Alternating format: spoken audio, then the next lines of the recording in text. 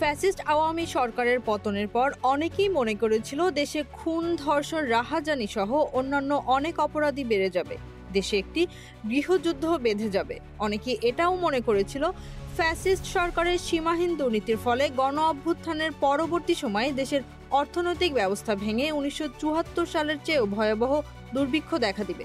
তবে সেসব শঙ্কাকে উড়িয়ে দিয়ে শুরুতেই ডক্টর মোহাম্মদ ইউনূস দিয়েছিলেন শান্তির বার্তা।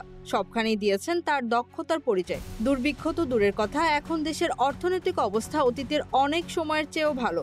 মানুষের মধ্যে কেটে গেছে সেই ভয় ও শঙ্কা। দেশের মানুষ এখন সত্যিকারের একটি স্বাধীন দেশে স্বাধীনভাবে থাকতে পারছে। এরই মধ্যে ডক্টর মোহাম্মদ ইউনূস দেশের গণতন্ত্রের পথ সুগম করতে ঘোষণা করেছেন নির্বাচনের সম্ভাব্য সময়। ডক্টর মোহাম্মদ ইউনূসের দীর্ঘ বর্ণাঢ্য জীবনে ক্ষমতা কিংবা অর্থের মোহ কখনোই তাকে আকৃষ্ট করতে পারেনি। আর এই কারণেই গণ অভ্যুত্থান পরবর্তী ক্ষমতা গ্রহণ থেকে শুরু করে নির্বাচনের তারিখ ঘোষণা পর্যন্ত সকল পদক্ষেপের প্রশংসা করেছে সর্বমহল। সবাই তাকে দেশের এই কঠিন বিপদের মুহূর্তে জাতের কাণ্ডারি বলেও মনে করছে।